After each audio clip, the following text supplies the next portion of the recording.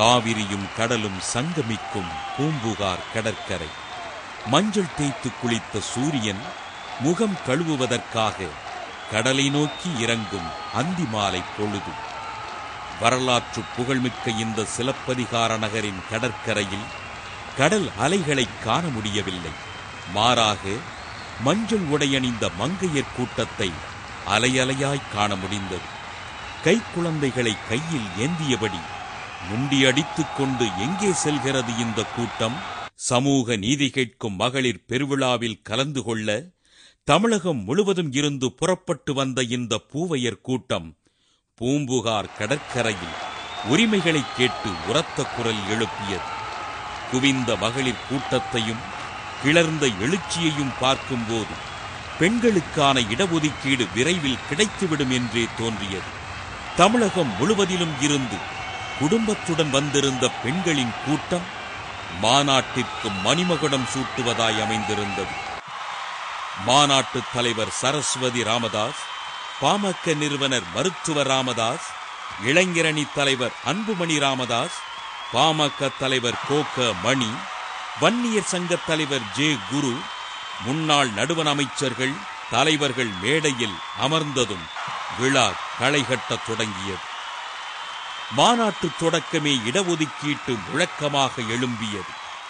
தொடக்க உரை நிகழ்த்திய பசுமை தாயகம் அமைப்பின் தலைவர் சௌமியா அன்புமணி, இடஒதுக்கீடு என்றால் என்ன, நமக்கு அதில் என்ன உரிமை உள்ளது என்பதை எடுத்துக்காட்டுடன் விளக்கினார். இடஒதுக்கீடு அப்படின்னா, இப்ப நீங்க ஒரு கல்யாணத்துக்கு போறீங்க, இல்ல இந்த ஒரு மாநாட்டு பந்தலுக்கு வந்தீங்க, அப்ப கூட ஒரு 4-5 சீட்டு 4-5 இருக்கைகளை துண்டு போட்டு புடிச்சு வச்சுக்கிறீங்க. யாருக்கு? ஐயோ எங்க அக்கா வருவாங்க, எங்க மாமா வருவாங்க, எங்க புள்ள வரும், எங்க பொண்ணு வரும்னு ஒரு உங்க குடும்பத்துக்காக ஒரு 5 இருக்கைகளை பிடித்து வைத்துக் கொள்கிறீர்கள். அத போல உங்க பிள்ளைங்க படிக்கணும், படிக்க வேண்டும் என்பதற்காக தமிழ்நாட்டில் இருக்கிற ஒவ்வொரு கல்லூரியிலும், அரசாங்க கல்லூரியிலும் ஐயா இடம் கொடுத்துருக்க. உங்க பிள்ளைங்க கிராமத்துல படிச்சிருக்கிறாங்க, நகரத்து பிள்ளைங்களோட போட்டி போட முடியாது, நிறைய மார்க் வாங்க முடியாது. இடிஞ்சு போன கட்டடம், அதுல ஒரே ஒரு ஆசிரியர் இருப்பாங்க, கழிப்பிட வசதி இருக்காது பெண் குழந்தைங்களுக்கு.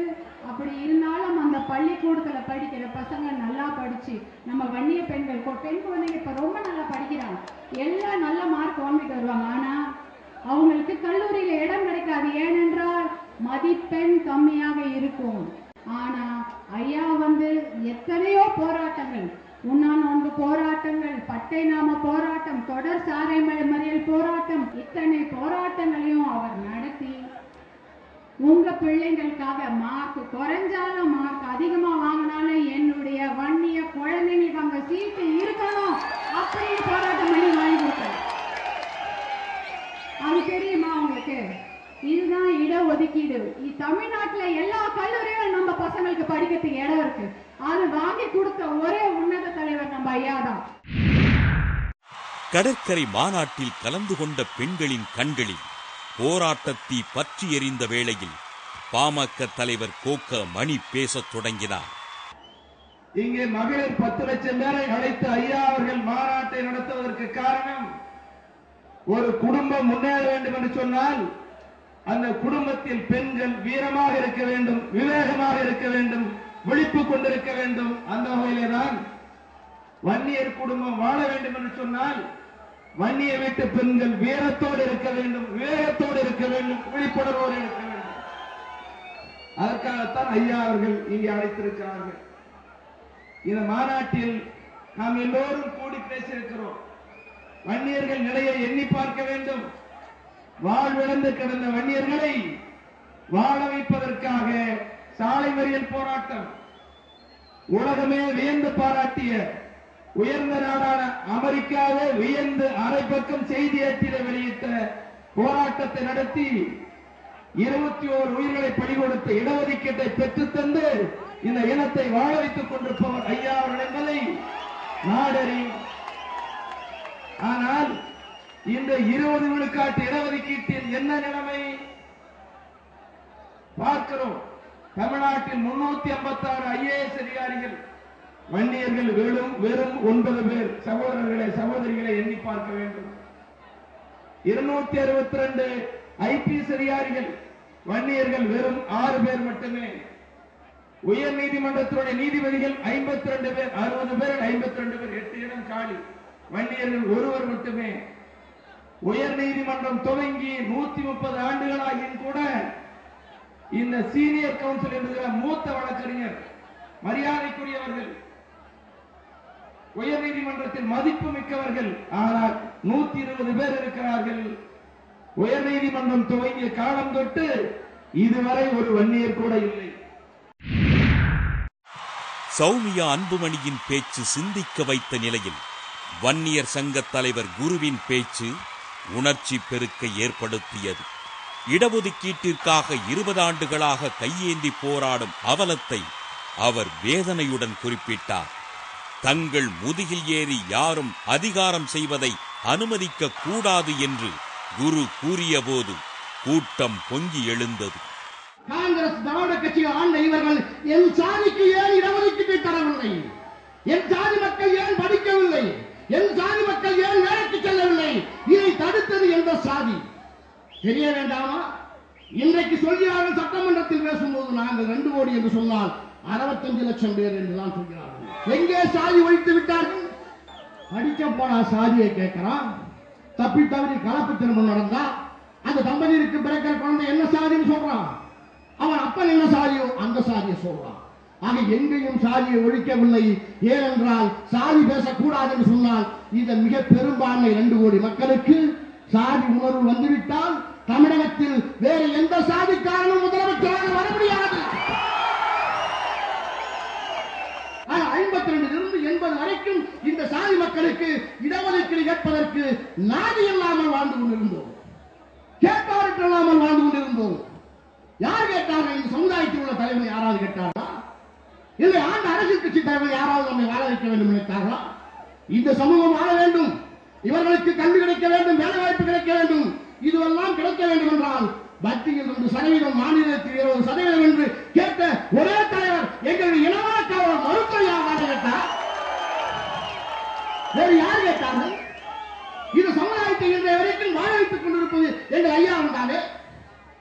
இந்த ஆண்ட சாதி மீண்டும் இந்த நாட்டை ஆள வேண்டும் என்று சொன்ன ஒரே தெய்வம் எங்கள் ஐயா அவர்களாக சொன்னார். வேறு யார் சொன்னார்?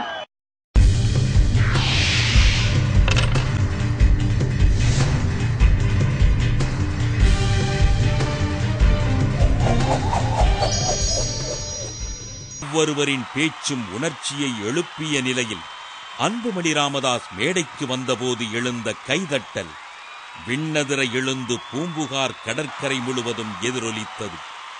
லட்சக்கணக்கானோர் திரண்ட கூட்டத்தின் நடுவே பேசத் தொடங்கிய அன்புமணி ராமதாஸ் சிங்கமென கர்ஜித்தார்.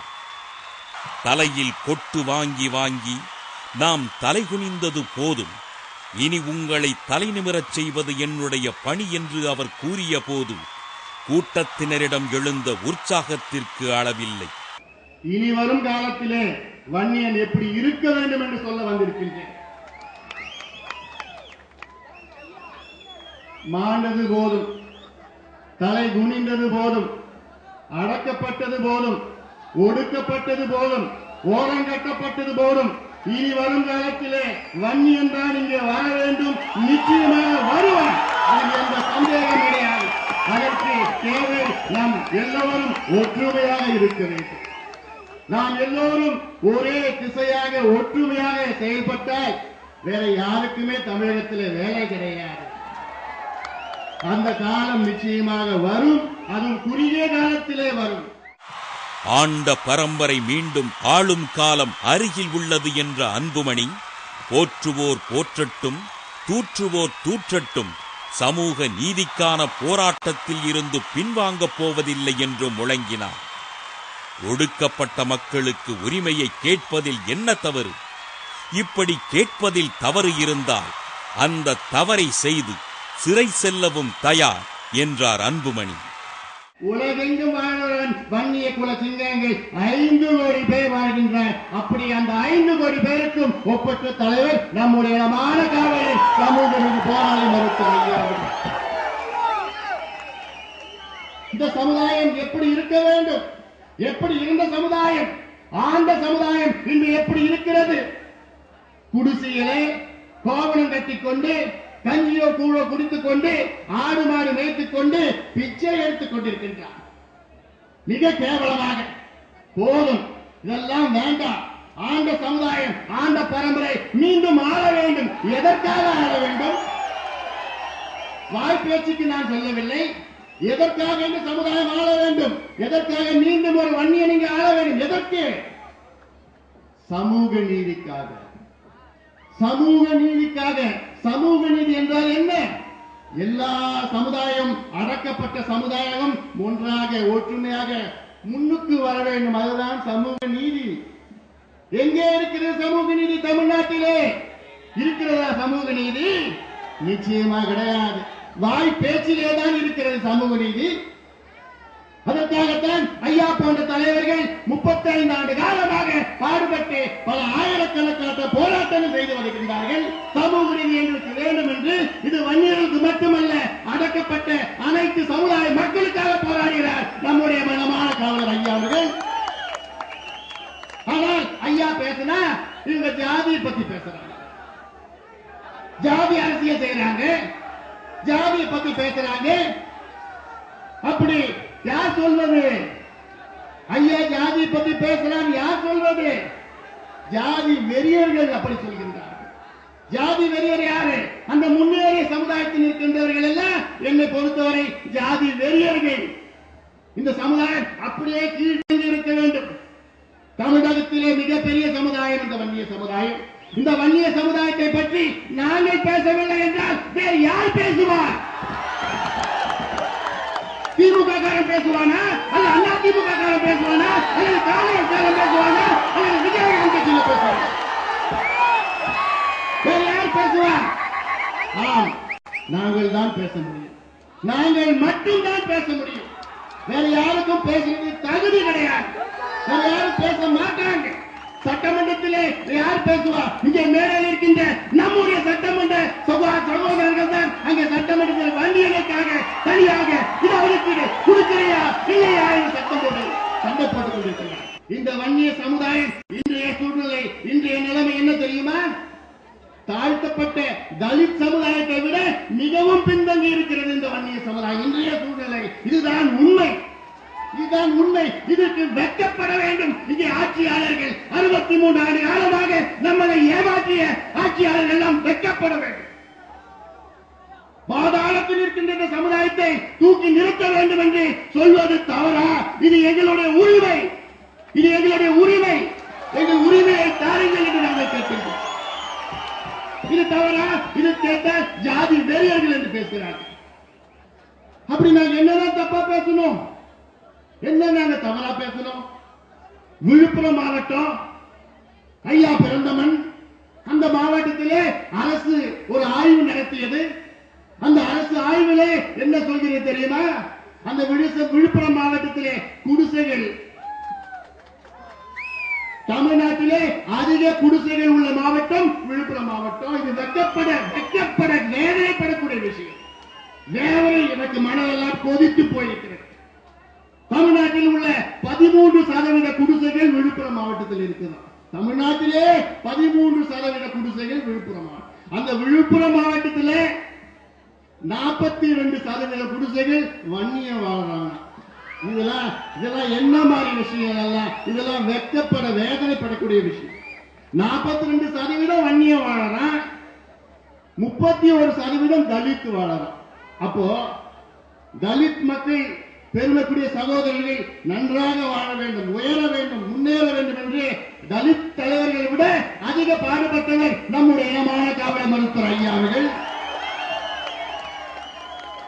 அப்படிப்பட்ட அங்க வன்னிய 42% குடிசைகள் வாழல, தலித் சமுதாயம் 31% வாழுது. இதர பிற்படுத்தப்பட்ட மக்கள் 20% வாழல, முன்னேறிய மக்கள் 3%. அப்போ இங்க இந்த வன்னிய 42% குடிசையில வாழறாங்க. அப்ப வன்னியரை பத்தி பேசவே கூடாதா? இது பேசினா நாங்க ஜாதி அரசியல் பண்றோமா? நாங்க ஜாதி வெறி பிடிச்சவங்களா? நாங்க பேசவில்லை என்றால் இந்த மக்கள் இன்னும் பாதாளத்திலே, இன்னும் குடிசையிலே, இன்னும் கோவலம் கட்டி, இன்னும் கஞ்சியோ கூட குடிச்சு ஆடு மாடு மேய்த்து இன்னும் மோசமாக தான் போவார்களே. இதற்காகத்தானே நாங்கள் போராடுகிறோம். இது தப்பா? எதற்காக நாங்கள் போராடுகிறோம்? எங்கள் உரிமைகளுக்காக.